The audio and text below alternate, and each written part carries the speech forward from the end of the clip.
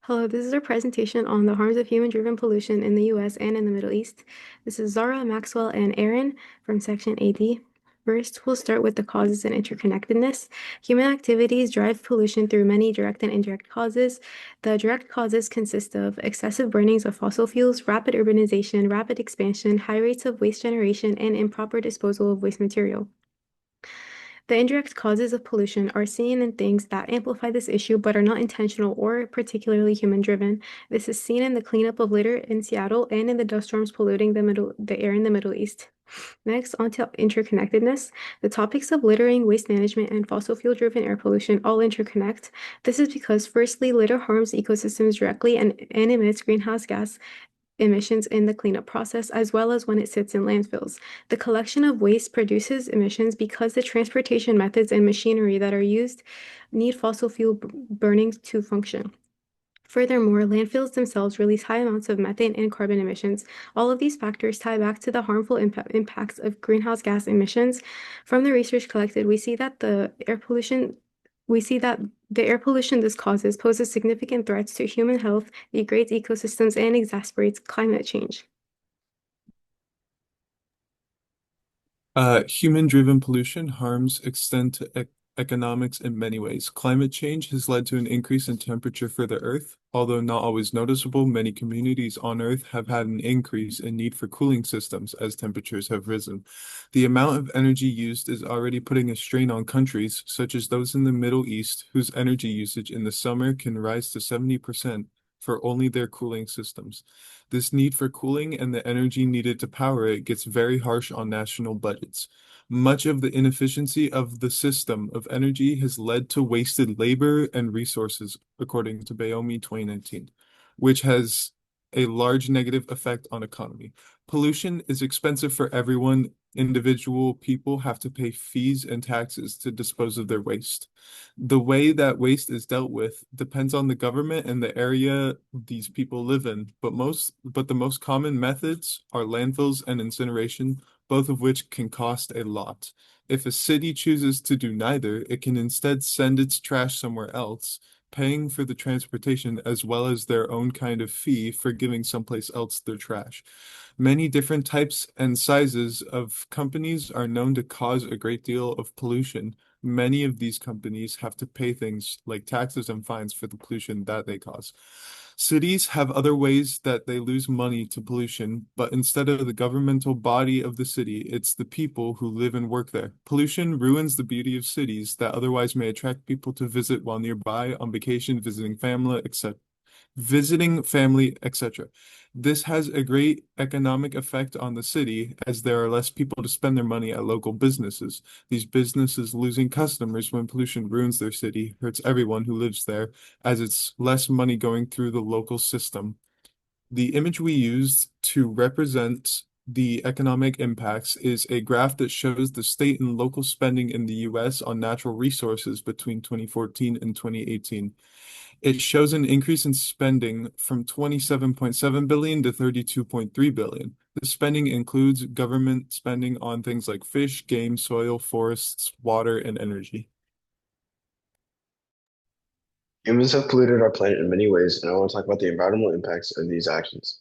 Firstly, I would like to talk about the topic of ecosystem degradation. This is when trash and pollutants harm ecosystems through improper waste disposal and management by polluting soil, water, and air, which in turn threatens biodiversity. Not only does this challenge our moral ethics of the environment around us, but we also lose out on natural services we depend on that just aren't provided in unhealthy ecosystems. Some examples can be seen in natural filters such as forests and wetlands, and other examples are shown in areas like our efficiency of pollination for crops from things such as bees, butterflies, and bats. Another topic I would like to elaborate on is that of greenhouse gases and their emissions. Humans very often rely on the burning of coal, oil, and natural gas to power our daily lives, whether that be for electricity, heating, or transportation. Not only do we increase the amount of air pollutants in our environment, but we are also continuing to reduce the amount of natural filters we get because of the fact that humans farm lots of wood, which both ultimately lead to excess carbon dioxide and methane pollutants in the atmosphere, which increases global warming and intensifies ocean acidification. The image we use to represent the environmental impacts is of a polar bear on a floating piece of ice, which shows the effects of air pollution leading to melting ice and the harm to habitats and animals who live in them. Also, in this image is the ocean, which has the issues of ocean acidification as well as the trash that is thrown into the ocean, which ends up becoming microplastics that are found in many different living things, including humans. Next, for the social impacts, there are two main impacts that we focused on. Firstly, we see that marginalized regions with more people of color and lower income communities face more pollution and experience its harmful effects more than wealthier regions. This is because polluting industries and manufacturers tend to be located near these regions where they produce runoff, dispose of waste improperly, and produce lots of greenhouse gas emissions, including carbon and methane. This is explained in the 2021 article, The Hidden Damage of Landfills by Verser Halley, that focuses on environmental injustice in Western Washington and explains how this disproportionate exposure to pollution harms people's health as well as the health of the environment they interact with. The second social impact is public health risk. Focusing on Biome's research from 2019, we see that the Middle East has experienced a large increase in cardiovascular and respiratory disease rates and has seen a decrease in life expectancy due to the declining air quality in that region. Again, this decline in air quality is correlated with anthropogenic emissions and pollution. Finally, this alters the demographic ratios of the region as the elderly are more vulnerable to illness, decreasing their life expectancy, and children are more likely to experience poor physical and cognitive development, which affects the future workforce. The image we use for social impacts is of people who dig through trash to find material from e-waste to sell. Not only do people who do this or people who work in dumps, but people who live close by to these dumps often experience health issues due to the harmful substances within these dumps.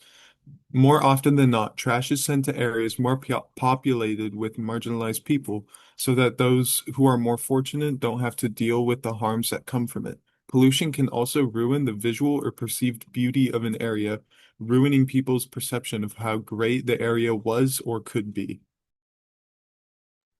Some solutions regarding our issue of the harm done to our environment driven by human pollution can be seen in governmental policies, offering incentives, and public awareness.